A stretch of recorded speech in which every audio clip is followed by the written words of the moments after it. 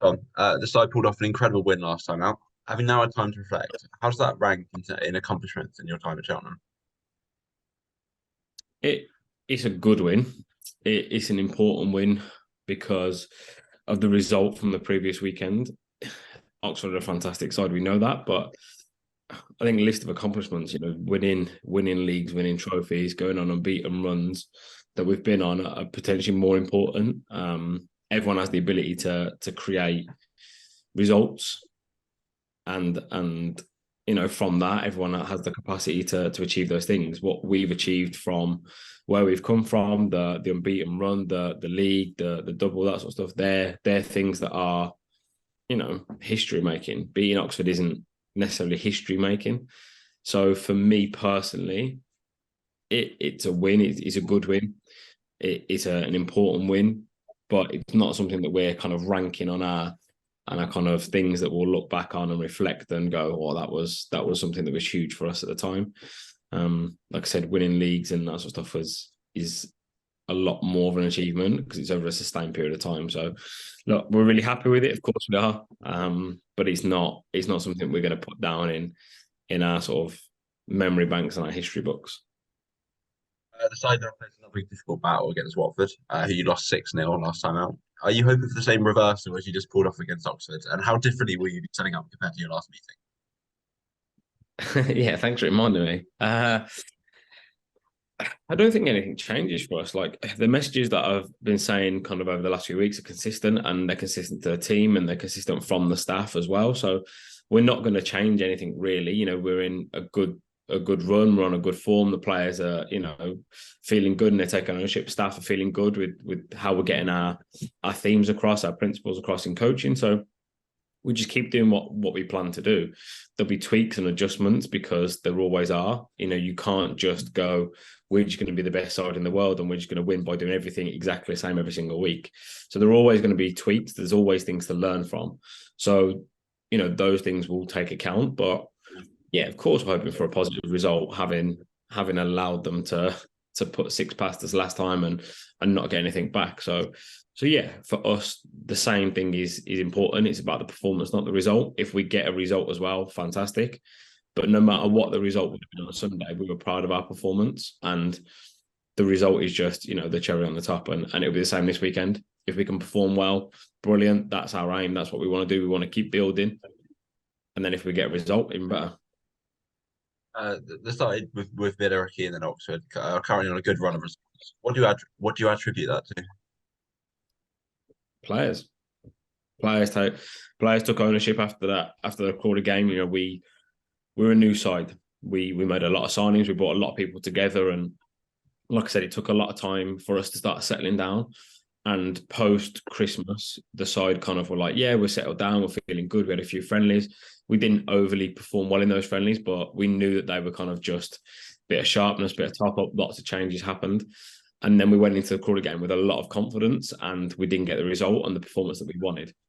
And players kind of sat down and went, you know what, we need to step up here. Like we're better than this. We can perform a lot better. And there's no excuses in our culture. And they took ownership, and therefore by them taking ownership, they take the credit. They're the ones that are performing. They're the ones that are putting bodies on the line. They're the ones that are working really hard. Coming back from Billericay, which is like a 14-hour day, I think, for us in total.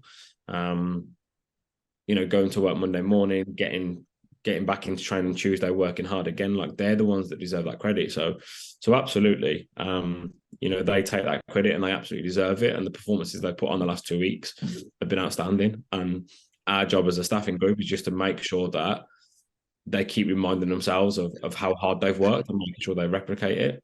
But yeah, like I said, the players take the credit for it because they're the ones that have performed. This is the first consistent run of competitive fixtures in a while. Do you think that helps the team stay sharp? Yeah, it helps everybody because from a staffing group and from a behind the scenes group, having to organise friendlies, pitches, teams, getting the locations right, that sort of stuff is difficult. And that stress obviously goes on to players. Players want to play, but they don't necessarily want to be playing friendly games. They understand there's going to be rotation. So yeah, it's always a bit difficult.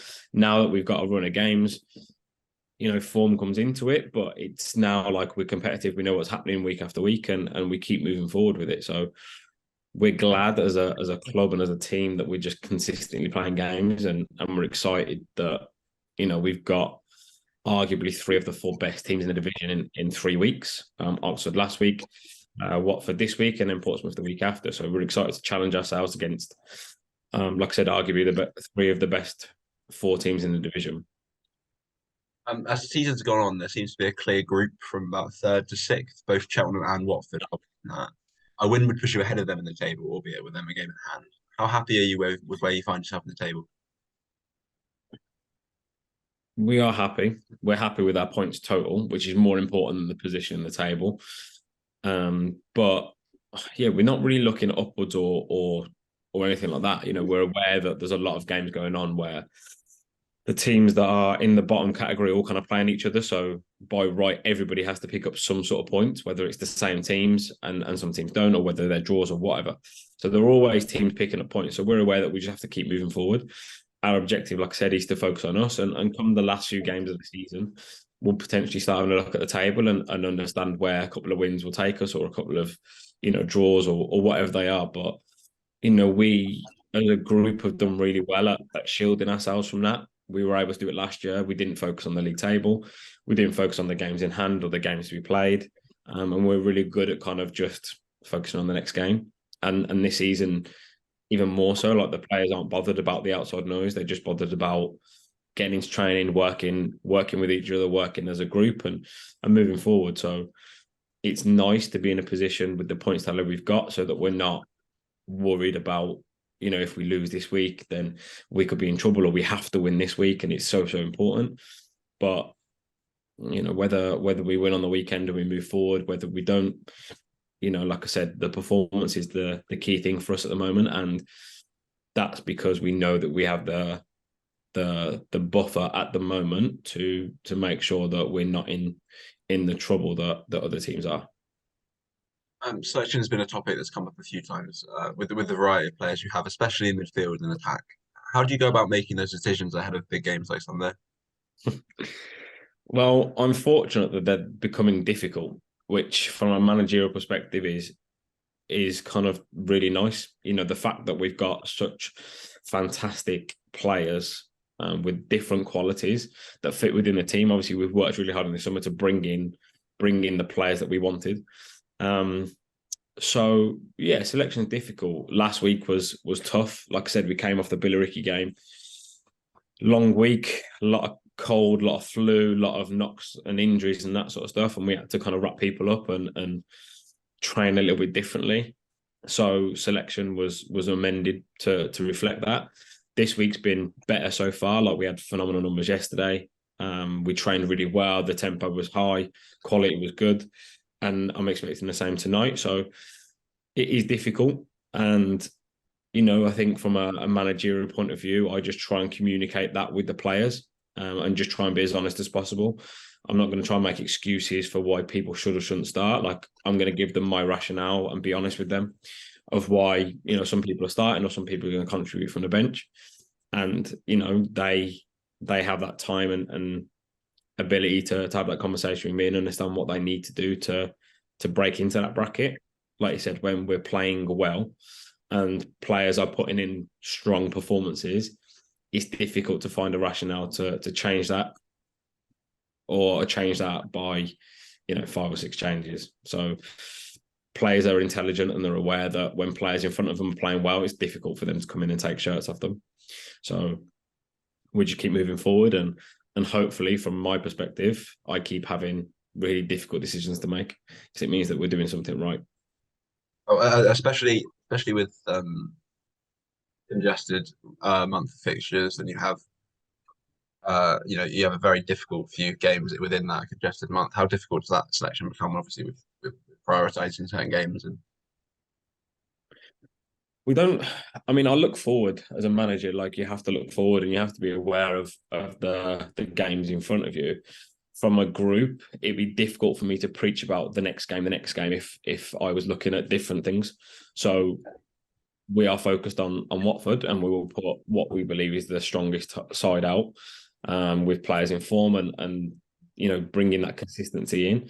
If things change next week, the week after, then we'll obviously account for those changes. The only sort of thing that we put more thought process into is when those midweek games come in, because we have such a fantastic squad, and it was similar last year because we had such a good squad for the level. We were able to make changes within the week so that we had players that were playing fresh. So players were playing 90 minutes on Thursday and different players potentially playing on Sunday or vice versa. So it meant that we could do that, and it meant that those players could play at their maximum ability, and that had an effect last season. So it'd be something that we probably look to do, but we will judge that kind of as we get closer to that. So that's obviously the week after next. This week is about playing the players that are playing well, playing that are in form, feeling good, feeling confident, and we'll judge the weeks after, when we get to those. Yeah, right, Tom. Yeah. Following the reverse fixture, obviously, and 6-0, what sort of things do you think you can do differently to approach the game and get a result? I don't think we necessarily have to do loads of things different. I think the squad is different. So although the players are generically the same, we've worked through different coaching cycles, different moments of the game. So we are a lot better versed in how we want to play as a group.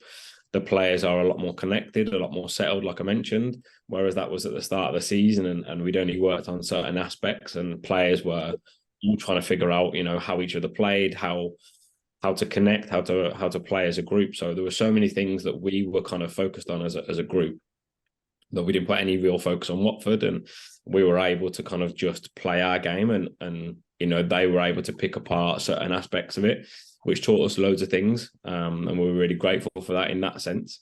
Obviously not grateful for the fact that they scored 6, but as a group now we're in a completely different space, so we approach it the same way we approached last week, the week before that. The group are feeling good.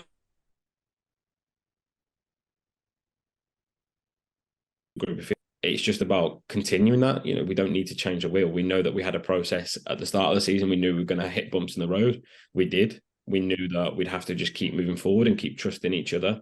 We did. And now we're at a position where we're doing better.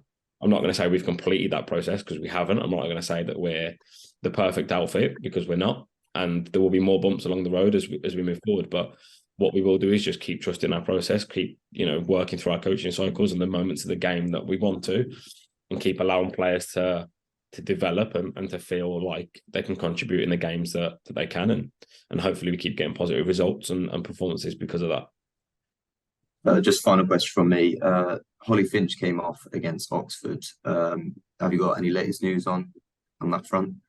Yeah, she's okay. She rang me Sunday evening after kind of post-match press conference and just sort of said, like, I've listened to it, I'm absolutely fine, don't worry. So yeah, I think it was just like a bit of cramp, bit of overextension. Like, she's not played competitively, throughout a long period of time. She's come on, she's been training really well, but the way that Oxford were attacking, especially in the second half, was very intense. And from a defending point of view, she's had to do a lot of work, and she's worked really hard, and obviously coming back off not playing 90 minutes week after week, I think that just took its toll. So yeah, she's absolutely fine. She's trained this week. We've had a few returning. So Henna's come back in. Louis back in this week, kind of returning and playing. So we're back to kind of pretty much full capacity, which is positive. And like I said to Kieran, it gives us selection headaches, which is important from a staffing point of view.